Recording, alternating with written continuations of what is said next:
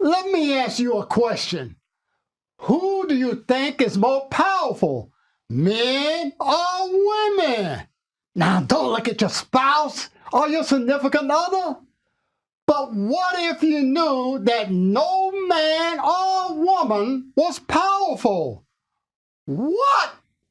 Surely someone must be powerful, right? No! Wrong! Join us and see if we can truly understand what power is by asking, who or what am I?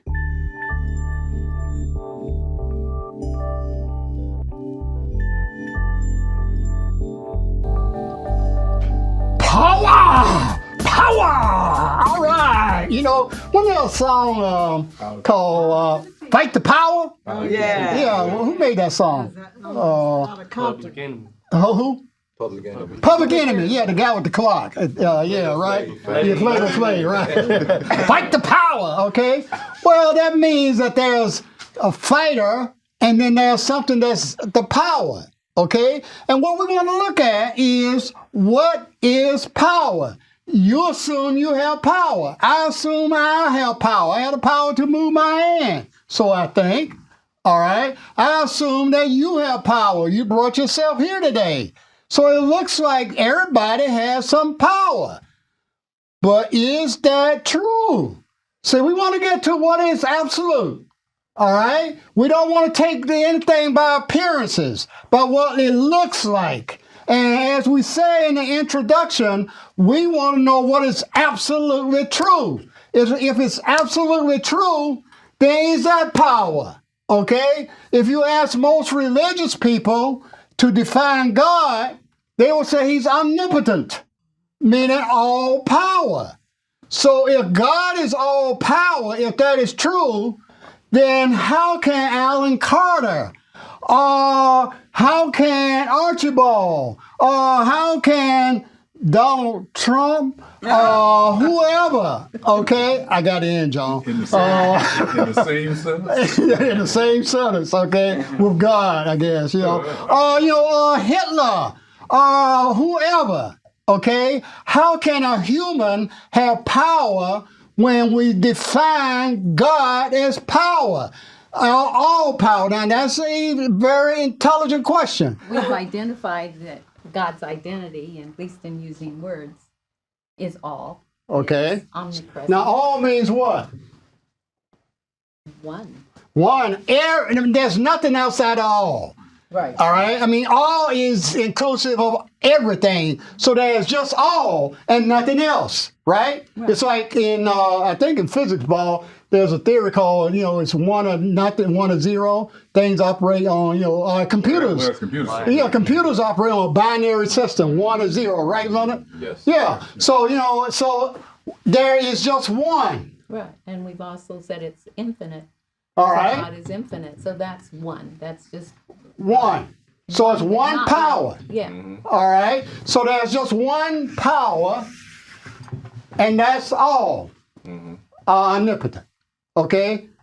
We have been taught that God is a creator of everything. Okay? So that in turn gives him all of the power if Okay. he created everything. Okay? Because in the beginning was nothing. Okay? And nothing means what? Void. Right. It That's doesn't what we were exist. taught. Right? Nothing means no existence. Right. So is means to exist. Yes. So God is the only existence. And we're all made in the image of So likeness. all right, well let's stick with all now. So why would he need to create anything if he's all? Well, I've heard that question posed before. I thought you had. And I think it's an interesting question. But maybe he got lonely and needed some playmates. Okay, so he was limited then. He wasn't all. If he was lonely, that means that he was saying that there's something else that wasn't him. Right. So he wasn't all. Well, maybe he just wanted to share To what? To whom? to his creations. So that's something that's not him. In other words, you're denying that he's all. Adam is saying something that's very important. Okay? Because, see, humans have to account for humans. Right. All right? I got to account for me, Alan. All right? Because I think I exist. All right? So I would say there's something called all. I can call it God. All right? And then I would say there's me. But by doing that, I have limited God. You get that? Yep. Because I now have two. I have me and a God. And then that means God is not all. Right. But That I is- always believed that we were made in the image and I know you believe that. of God. Yeah, that's what most people believe.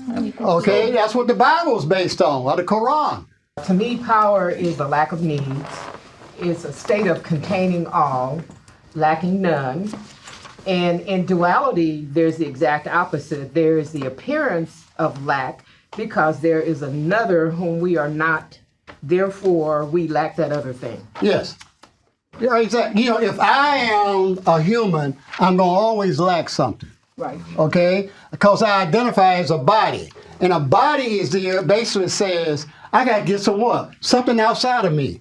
Air, food, okay? Or relationship. Relationship with a human. Or relationship with a God. A dog. A dog or whatever, okay? You know, that there's a relativity, that there is a relationship. Me and you, God, okay, well, I have just now castrated God. If I'm praying to God, I castrated God. If I'm worshiping God, I castrated God because I'm now saying God is not all. Because I want me to exist. And that's how arrogant Alan Carter is. I want to exist. In order for me to exist, I got to destroy God. Now, how in the world can Alan Carter destroy the infinite? Okay? Now, that's impossible. But that's what every human does. Every human thinks that he is God. But they don't want to think that, so therefore they create a God. All right? I think that I exist separate and apart from all. That's the premise of every human. Look and see. Don't accept that what I said. So when you transform the words, when you rearrange them and you say, I am all, what effect does that have on a person? How are you positioned at that point? What are we It saying? now says you don't exist as a person. When you say I am all, because Yeah, you're I. attaching the See, I. see, you got to understand that you got to get to the source. Everything has a source. All right? Otherwise, how would it exist? I would say that Ruth Carter, my mother, Joan's mother, okay, is our source. You have a mother, okay? So we say that's a source that's separate and apart. Right. But can you have something separate and apart from all? It appears that you can. It appears that way. I think that's the thing with power. I think in a capitalistic sense, you can manipulate power, but in the sense that we're talking here, I don't think that can be manipulated. Right. You can't manipulate God. Yeah. Yeah, you can't even if you pray to God and ask him to start doing something that he's not doing, now you are controlling him. Because one of these questions is said, can power be divided, replaced, or destroyed? Yeah. In reality, to the naked eye. Stand up. So, in reality, to the naked eye, so to speak, it would seem as if power can be divided, i.e. politics or anything that we Yeah. have going on. See, So, yeah, it looks like this world is real, okay? Because it's subject to perception. There's a perceiver, there's a subject and an object. I'm the subject, and you're my object. Okay, and I said, okay, my perception, I can see you, hear you, all those five senses, verify that there's an object out there named Sam. I believe that because God is all, he can do whatever he wants. Sure. If he chose to illustrate himself through an object or substance or something seen or not seen, that's his prerogative. Yeah. Example, water is a great illustration. One of the most natural power sources upon the earth. Water. We recognize water in basically three forms: solid, liquid, gas. But it doesn't change what it is. Right. It's still water. The molecular structure never changes. Right. That's an illustration of how God has chosen to illustrate himself. To whom? Or to give an example of himself. To whom? humans. Oh, so there's something called human and a God. Yes. How is that possible? Well, we see it, we live it, we are it. The same way that water is illustrated in solid or ice. You can handle it, you can break it, you can do a lot of different things with ice, but at the end of the day, it's still water. Yeah, it doesn't change. See, what we're going after is a changeless. Or is it melted ice? Humans change. You don't look like you did 40 years ago. Exactly. All right. So, because change requires this. Yeah. What is changeless? See, what you're pointing to, that which is changeless. Okay? If it's changeless, then it's eternal. Right? No time. Humans require time. Yeah. All right? You were born to your mother. All right? Like all of us were. Were. Thank you, Miss Turner taught you. Miss Simpson taught me English. Okay. Anyway, yeah. So the point is, how are you going to reconcile the changeless, the infinitely changeless, with the changeful? Well, that's an interesting question, but it takes me right back to the illustration. Because ice, if you leave it set out long enough, will change Yes, it will. back to its original form. Yeah, in time. Oh, it is. But Yeah. God's Gloria. identity is changeless, timeless, and formless. What you're talking about, your illustration, that's a form. That water, you're using water as an analogy for God's identity. And God is infinite. That doesn't change. Power doesn't change in form or time or substance. It just is. Whereas water, it appears, can become solid or gas. That's a form of change. It's still Right. It's a form of change to the natural eye, to us who are human and natural, and we can touch and feel and see each other. But to the spiritual eye, and this is something that doesn't get talked about much, but in the spirit realm or in the spiritual eye, there really isn't a change. Right. And spirit is all there is. Water is still water. See- God is still God. Yes, I agree. And this is why you have to get clear on what your premise is. Is it absolutely true? See, is it absolutely true that all is? Is that absolutely true? Yeah. Yes, you don't have to answer that right now. I mean, but this is what you should consider for the rest of your life. Because the human mind has to operate on something called self-preservation. I believe that I exist. And I got 5 senses that will verify that. Okay, and senses are based upon duality. Okay, there's a subject and object. But can a human exist along with the infinite all? That's what you have to ask. Because there is something, okay, I think it was Lao Tzu who said, a true teacher is out to destroy you. I'm here to destroy you and me. Alan Carter and all 11 of you, and all of you out there. And actually, I'm not destroying you, okay? I'm just saying that there's only one. I am that I am. And we take an I to be a human, to be a body in time and space. Now question that with your premise being that all is. And you should ask, prove to me that it's absolute that all is, because your premise should be absolutely true. If it's not, it shouldn't be a belief, because there are all kinds of belief.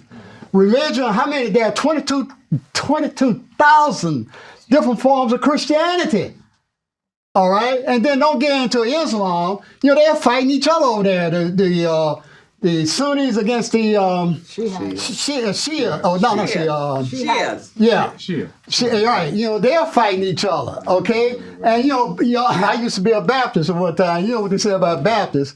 Baptists multiply by dividing. Okay, you got First Baptist, Second Baptist, Missionary Baptist, or whatever, okay? But the point is, because humans cannot accept that there's only one. Now, religions would say there's a monotheism. All right, supposedly Abraham is the father of he wasn't really. All right, the Egyptians and the Babylonians really had at one time, okay, before Abraham got into that idea. But mono meaning one, theism meaning belief. All right, but that belief now brings in the human. All right, that there's two, a me believing in something called not me. Because I don't have to believe in me if I am all. So this is a profound discussion, and it's a real discovery for me. Because you have here as a Kickstarter question, it says, does power mean that you can control or influence another, or is there another definition for power? And I would answer that and say that my definition for power is that it's changeless. Okay. That's from the absolute sense. And that which cannot change, I equate with awareness. Okay. Because there's nothing outside of awareness. Right. So all the stuff that we're talking about that's relative, that is a belief. And that comes from our human identity. Right. But once we strip away our human identity and our thinking and our beliefs, we sit in with nothing, and yet that nothing is still something. Yes. It's still awareness. So awareness is all power because you can't affect it. You can't control it. You can't influence it. It's always present. Right. Yeah. Very good, Leonard. It's omnipresent. Okay. Yeah. You have to get to nothing to realize this Alan Carter thinking mind. Okay, that is dualistic, based upon a subject object located in time and space, is nothing. Like what was before Big Bang? Well, most scientists go, duh, and they don't know. They call it something that's infinitesimal, meaning infinite. Okay, but they can't really get it. How can you really explain the infinite? I think the word power is a little subjective. Us being in this fleshly body, it's kind of hard for us to kind of comprehend the power that is all. But we're here, but we're in the fleshly sort, which really brings the question of what's our purpose on this earth. So, I mean, that question kind of digs into a source, but that's kind of like asking, I know we were talking about philosophers earlier, Socrates, Plato. I think one of them posed the question, can God create a stone so big that not even he can lift it? Yeah. And it's a paradox because you're limiting God, but then you're saying that God can't do something. While we're in this fleshly vessel, I mean, as I noticed the question towards the lower body, I mean, of the page it says, Jesus told Pontius Pilate that you have no power over me. Now, in the physical realm, he has all the power over Jesus. And we don't like to admit that. We don't like to put limitations on the Lord like that. But in the physical realm, he does have control over you.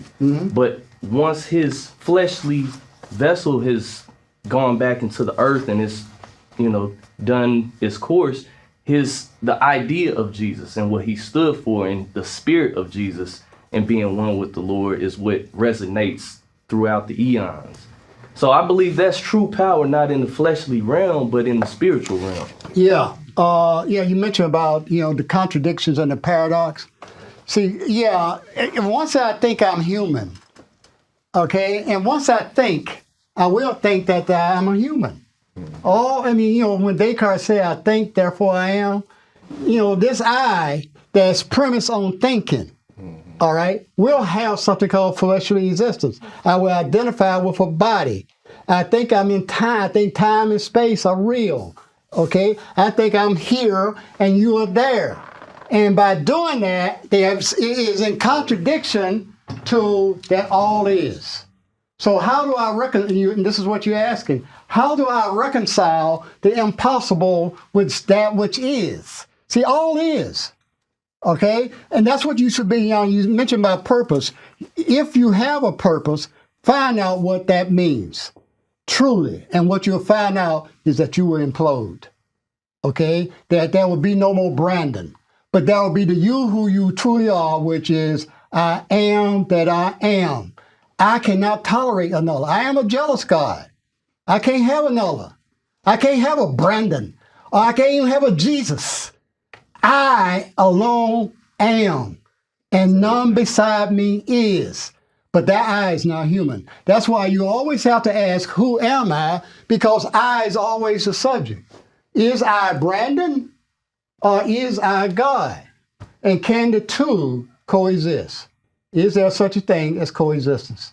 That is something that's worthy of exploring. If we adopted the concept that all of us had value, and we grafted on a number line, and then we added up, maybe I have a little bit of value and you have more than me. So we'd add up all the positives and the negatives and we sum it all up, it equals 0.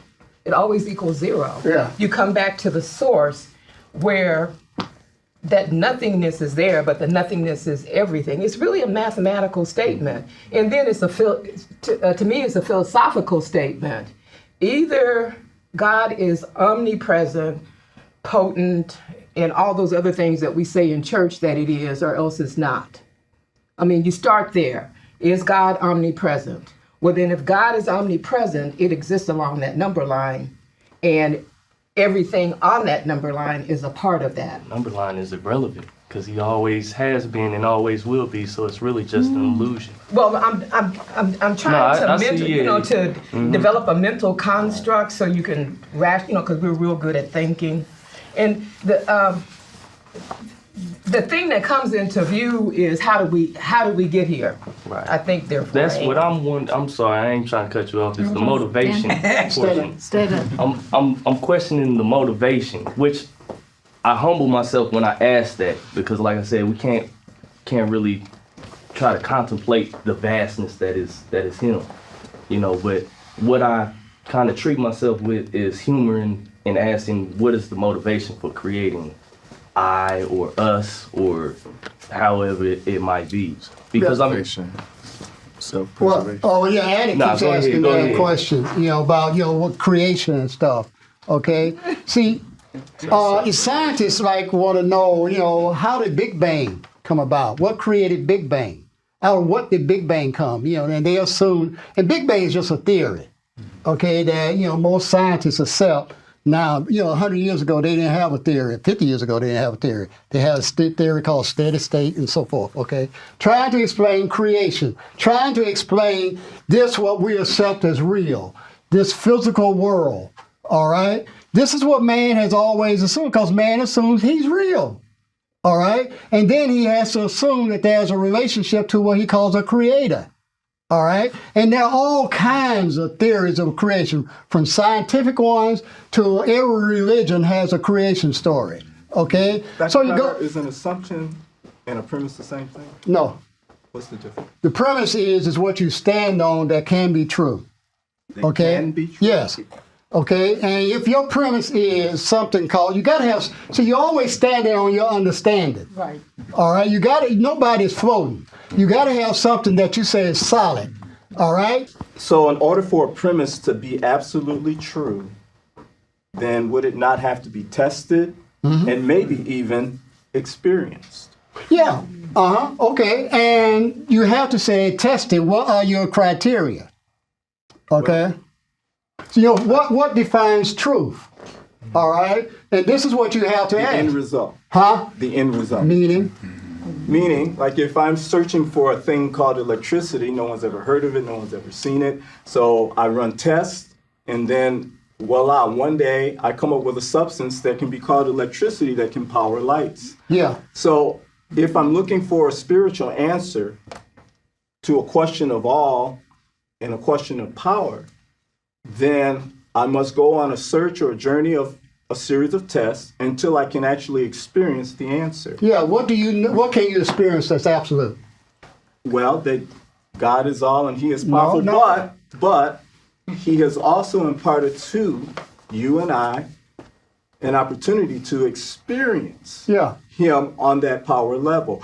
I'm sorry, I come from a Bible perspective. Sure. The Bible calls it the Holy Ghost Yeah. or the Okay. Holy Spirit. And unless a person experiences that, they can never understand it. Right, and I know people, I'm a psychologist, I know people who have experienced all kinds of things, we call them psychotic. They're out there in Georgia region. So you have to ask, who is the experiencer? Okay, and how do you know that the experiencer and the experience are true? See, you're assuming that what your ground that you're standing on is true. The answer to that, Your again, thoughts. is an illustration of healing. We've all been sick before. How do we know when we're healed? or how do we know that the sickness has passed? When the symptoms are gone, when we feel better, or when that sickness or illness can no longer be detected.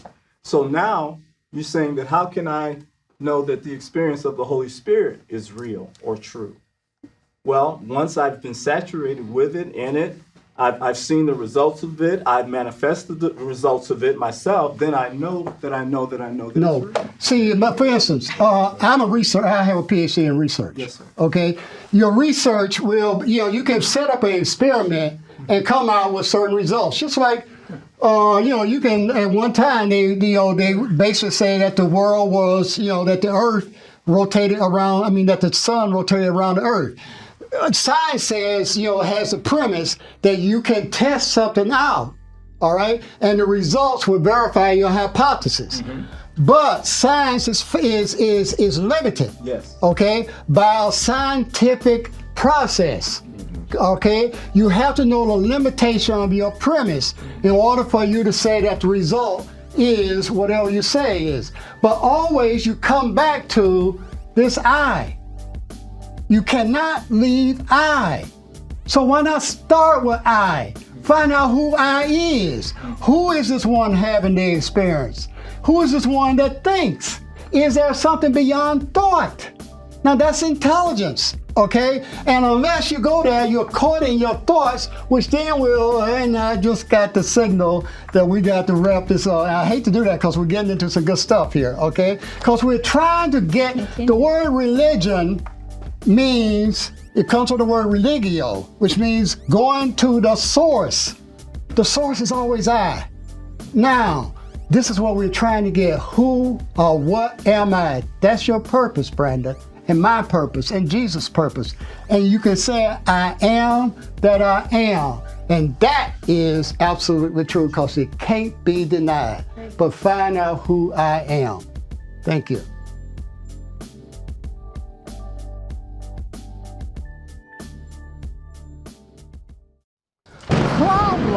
Problems, and more problems. Is a problem-free life even possible? Or did God intend for us to be constantly burdened and challenged? Join me at my next workshop entitled Problems. Can life exist without them? We'll explore the answer to this question and many more. Saturday, March 24th. Visit drallencarter.com and register today.